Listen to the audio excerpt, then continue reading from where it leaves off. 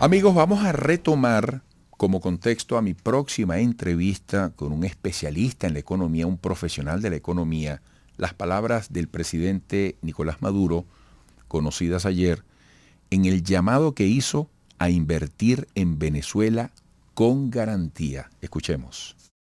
Es que estamos cultivando y hemos cultivado unas relaciones extraordinarias con todo el empresariado, el sector privado del país. Es también uno de los logros. Y yo llamo al sector privado del país, al empresariado, a los propios bancos, a los sectores financieros, vengan a invertir en acuerdos de mutuo beneficio, en acuerdos de ganar-ganar, vengan a invertir para que ustedes vean cómo le vamos a dar una lección productiva para generar recursos, generar bienes, generar productos y generar riquezas para el país. Tenemos que garantizar las inversiones públicas y privadas. La orden está dada.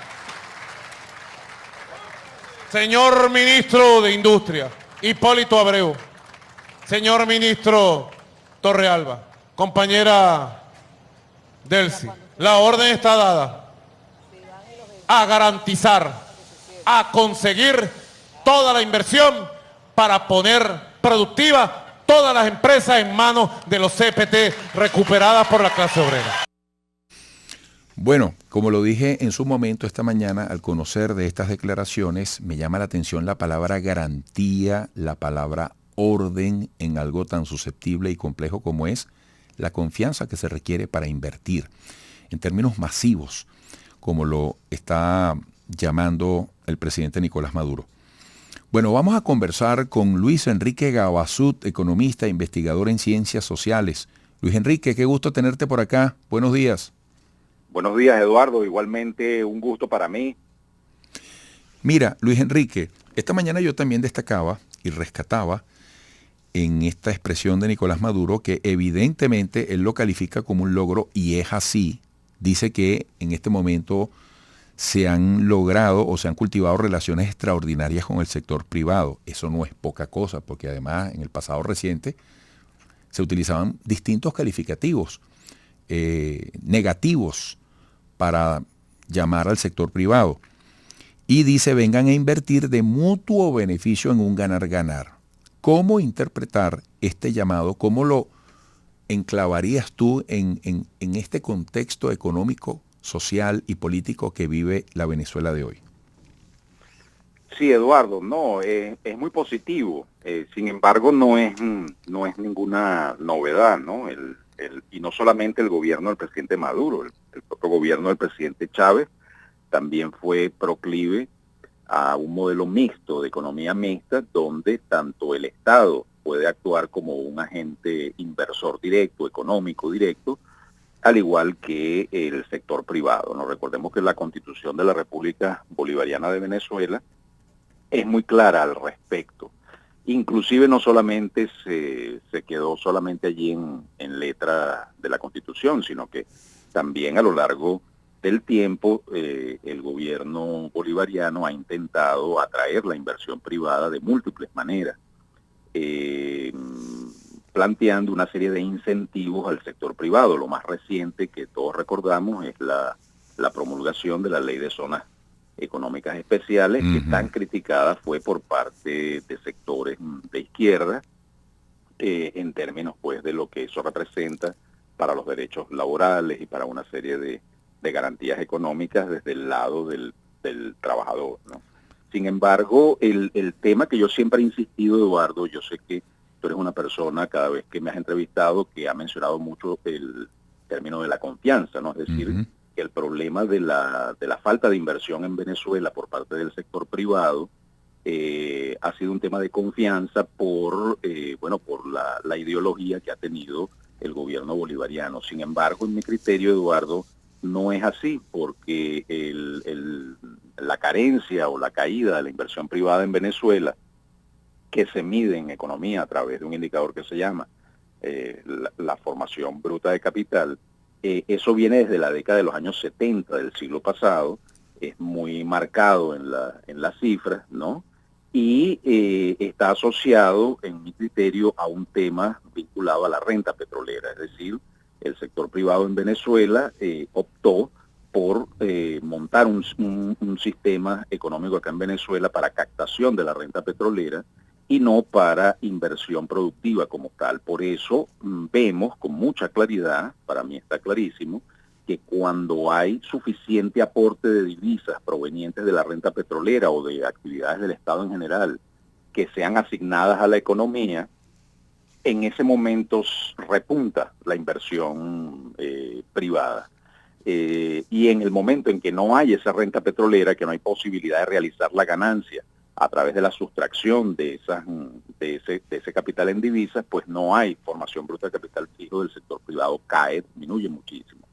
Y es lo que me ha llevado a hacer la afirmación, incluso tipo bola de cristal, que si acá en Venezuela de la noche a la mañana, mágicamente, se levantaran todas las sanciones y la industria petrolera se recuperara y tuviéramos nuevamente el ingreso petrolero, pues de la misma noche a la mañana veríamos nuevamente abrir la Santa María, esas 600 filiales de empresas transnacionales que operaban acá en Venezuela a nivel del año 2012 y que en este momento han cerrado la Santa María. Luis Enrique, sí, dime, adelante. Fíjate, y disculpa la interrupción, pero me das pie con esto último que acabas de decir para aprovechar y plantearte varias cosas. Sí.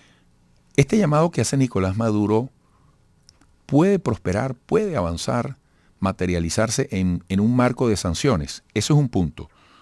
Otro, qué interesante lo que has dicho al comienzo también, cuando tú dices que Maduro se refiere a la promoción de un modelo mixto, público y privado. Es decir, Nicolás Maduro no solamente está aupando la mejor convivencia entre el esfuerzo productivo del sector privado y público, sino que está hablando necesariamente de una mancomunidad, de un esfuerzo aliado, combinado. Disculpa que te puse dos puntos en un mismo planteamiento. Sí, sobre el primer punto es evidente que las sanciones son un obstáculo contundente, una barrera prácticamente infranqueable para atraer inversión privada significativa, no solamente de capitales extranjeros, sino la propia inversión criolla, ¿no? de los capitalistas criollos, los inversionistas criollos. Y bueno, el modelo mixto está y los incentivos para atraer la inversión privada están. No solamente, mira, Venezuela cuenta con enormes ventajas de toda índole, no solamente los incentivos gubernamentales, sino también ventajas comparativas, competitivas, como las quieras llamar, absolutas incluso, ¿no?